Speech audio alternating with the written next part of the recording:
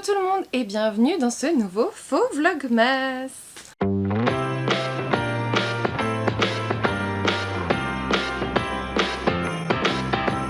Aujourd'hui on se retrouve dans la bibliothèque, c'est-à-dire la chambre de Tayo, vous le voyez sur le côté, pour parler de ses livres. En fait je commence à faire un mini bilan de l'année que vous aurez entre Noël et Nouvel An et pas forcément durant les vlogmas.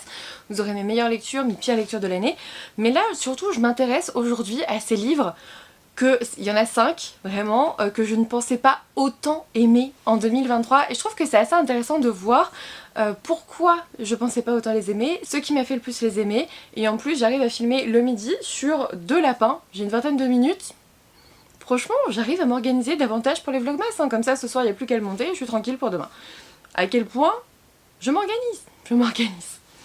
Du coup, j'ai pensé à faire cette vidéo parce que c'est vrai que cette année, je suis allée un petit peu dans des lectures qui sortent un peu de l'ordinaire pour moi, des choses que je lis pas forcément tout le temps d'habitude, et envers lesquelles j'ai parfois des préjugés ou des a priori en me disant ouais, de toute façon ça va pas me plaire, et je trouvais du coup ça assez important de vous montrer que bah oui, parfois vous n'êtes pas forcément emballé par un roman, et vous ne l'aimez que d'autant plus en fait. Il y a des fois l'effet inverse, le roman, je suis désolée Tayo fait des bêtises, comme d'habitude, parfois... Il a failli tomber. Ce roman que vous pensez adorer et que vous détestez, ça m'arrive de temps en temps. Ce roman qui est pile dans mon genre de prédilection et ça passe pas, ça arrive très souvent.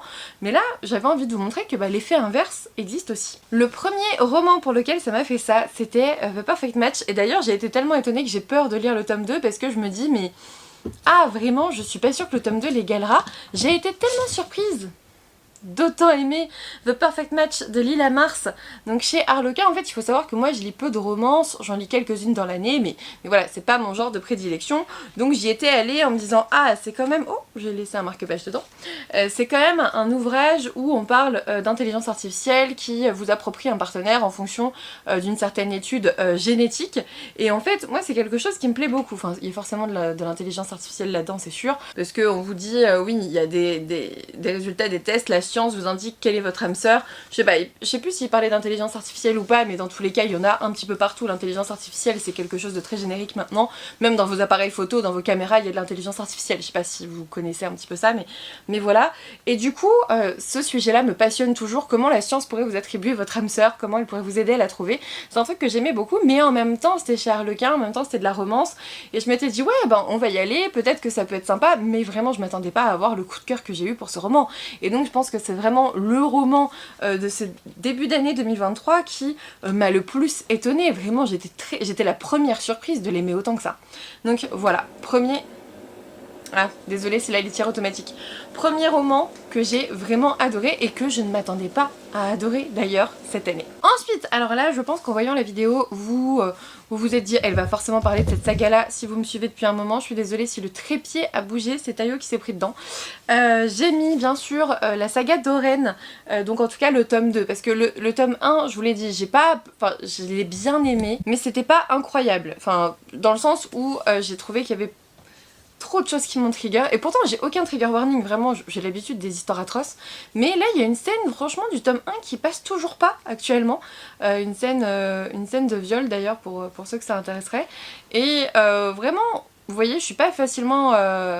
Je suis pas du tout... En fait je pense que c'est le côté psychologique de la chose qui a été bien amené et du coup qui me reste en tête. Mais en tout cas j'ai mis Glint et je pourrais mettre Glim aussi parce que clairement je ne pensais pas autant aimer cette saga, mais je pense que ça a surtout commencé avec Glint, c'est à dire que Guild j'y suis allée, j'étais en mode ouais ok, et on m'a dit vas-y continue et tout, et étant donné que j'étais pas méga chaude après Guild, c'est vrai que je me suis un peu forcée à commencer Glint en mode bon on va voir ce que ça donne, et en fait je m'attendais tellement pas à l'aimer autant que ça, c'est incroyable. J'ai trouvé Glint mais incroyablement différent de Guild et tellement bon dans tout ce que je recherche. L'univers s'étend, les personnages aussi, la romance arrive. J'adore, franchement j'ai adoré Glint, je pense que c'est vraiment un roman qu'il fallait que je mette dans cette vidéo. C'est typiquement un roman que je m'attendais pas à autant aimer, et pourtant voilà, là j'en suis à Glow, j'attends Gold aussi avec impatience l'an prochain.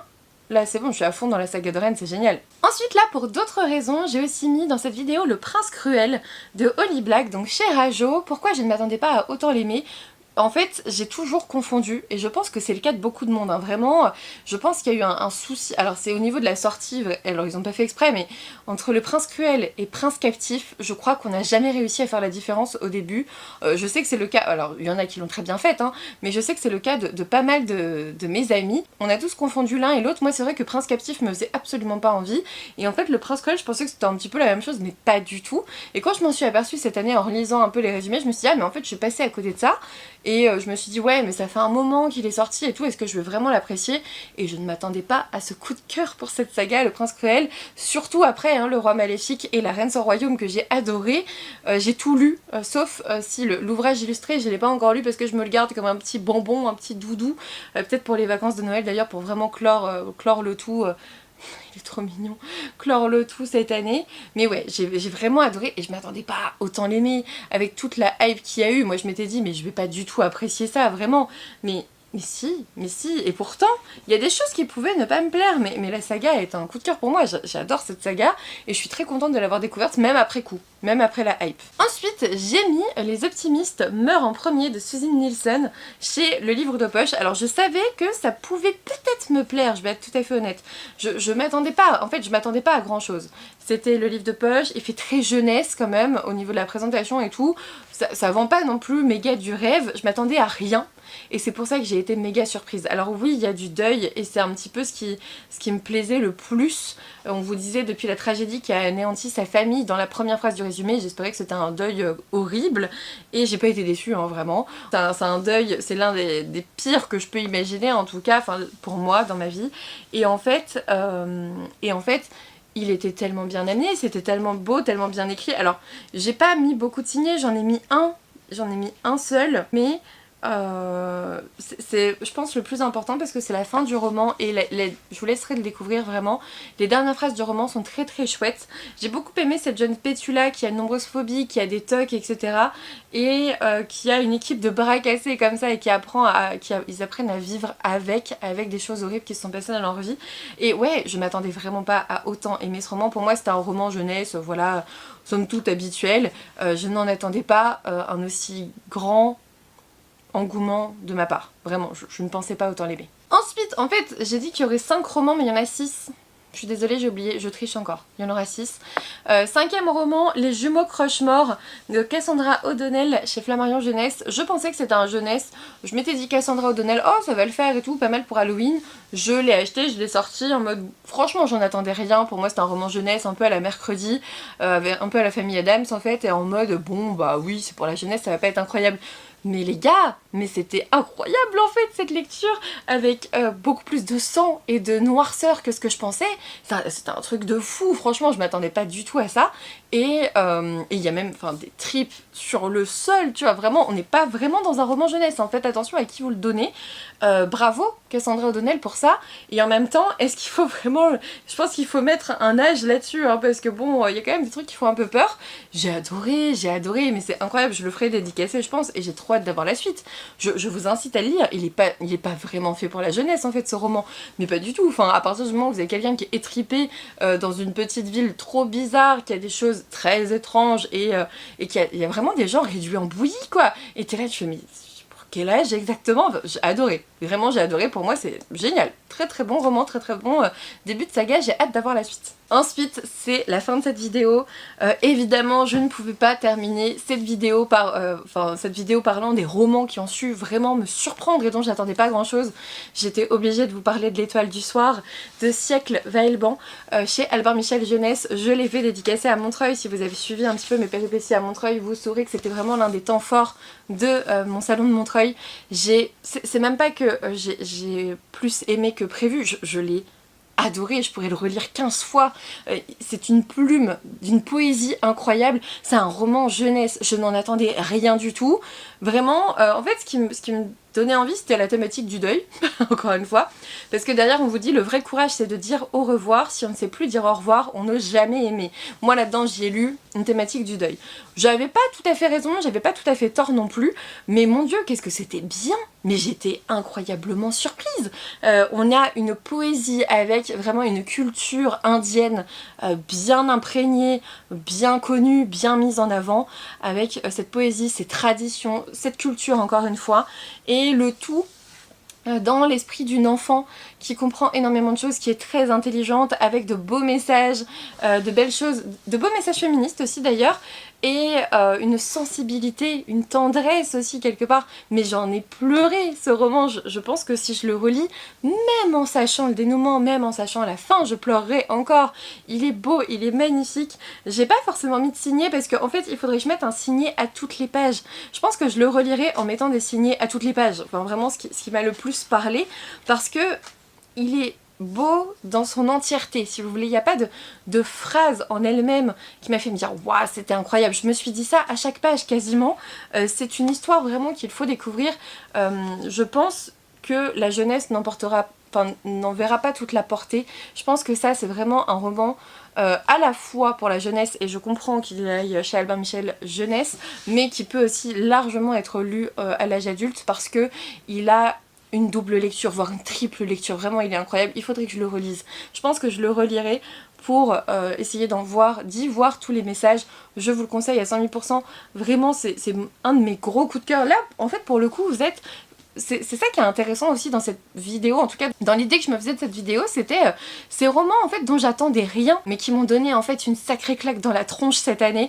Vraiment je m'attendais pas à autant les aimer, et je pense que vous en verrez la plupart dans mes 10 meilleures lectures de l'année, parce que ah, c'était incroyable. Et en fait je pense que vraiment c'est quand on n'attend rien que t'es encore le plus surpris, que t'es encore le plus ému, que t'es encore le plus touché. Là ici j'en attendais strictement rien, mais qu'est-ce que je suis contente de l'avoir découvert, et qu'est-ce que j'attends avec impatience Plein Ciel, qui est sur une toute autre thématique, qui est dans un tout autre univers, mais qui est de la même autrice, qui a une plume mais que je vais suivre, c'est certain. Elle m'a tellement embarquée rien qu'avec un roman jeunesse, un truc que je dis quasiment jamais, je te suis partout au siècle, vraiment partout, il n'y a pas de souci. Mais donc voilà, je sais pas si vous aussi ça vous a fait ça cette année. Regardez un petit peu les lectures qui vous ont le plus surpris. Est-ce que c'était des lectures que vous vous attendiez à aimer, ou est-ce qu'au contraire vous en attendiez pas grand chose et finalement mais ils vous ont fauché, hein. Ils vous ont fauché, ils vous ont mis une claque. Moi c'était ça, vraiment quand j'en attends. Enfin après Le Pont des Tempêtes par exemple j'ai aimé, mais je peux pas le mettre dans cette vidéo. Je m'attendais à l'aimer et je l'ai aimé, donc j'étais satisfaite, c'était cool. Mais je pense que dans le temps, dans les 10 prochaines années, je vais plus me souvenir de cela. Bon allez, dans les 5 prochaines années, on va aller doucement avec ma mémoire. Je vais plus me souvenir de cela, et surtout par exemple de L'Étoile du Soir, ou même de la saga Glint, qui m'ont vraiment surprise, plutôt que des romans que je m'attendais à aimer, et que finalement en effet j'ai aimé, tu vois. Et je pense que ça imprègne davantage ma mémoire. Et n'hésitez pas à me dire si vous aussi vous êtes dans ce cas-là. Est-ce que vous êtes pris des claques en fait cette année avec des romans que vous vous attendiez pas à aimer? Je serais très curieuse de savoir ça. En tout cas, c'est fini pour ce vlogmas, ce faux vlogmas, hein, on n'est pas en vlog. J'espère que ça vous a plu, une petite vidéo comme ça filmée. Je sais que ça vous plaît un peu plus que des vlogs tous les jours, et je comprends. Moi aussi franchement j'avais envie de me poser aujourd'hui. J'avais envie de me poser, il était midi, là il est, allez, midi 25, je vais pouvoir aller me faire à manger. J'avais 20-25 minutes, voire 30 pour vous faire une vidéo. Je me suis dit bon, de quoi je vais leur parler? Et là je feuillette mon carnet et je me dis mais je me suis pris des claques en fait cette année, il faut que j'en parle quoi. Il faut que j'en parle, surtout que j'ai pas fait de pour lecture là pour L'Étoile du Soir par exemple, vous l'aviez vu qu'en vlog. Voilà, je vous en reparle. Foncez pour ces titres, ils sont incroyables, je vous les conseille vivement, mais n'en attendez rien pour vous prendre la même claque que moi. Voilà, c'est mon conseil. N'hésitez pas à me dire en tout cas en commentaire si vous êtes pris certaines claques, parce que j'aimerais bien en avoir d'autres en 2024, des métaphoriques bien sûr, avec des livres. Pas des vraies claques, bien sûr, comme d'habitude. En tout cas, il est temps pour moi de vous laisser ici, et je vous dis à demain pour un nouveau vlogmas. Hold up, I am on my way, I'm in motion. Let's go to the ocean. Yeah, let's go outside. We can hang out on the beach with our freedom.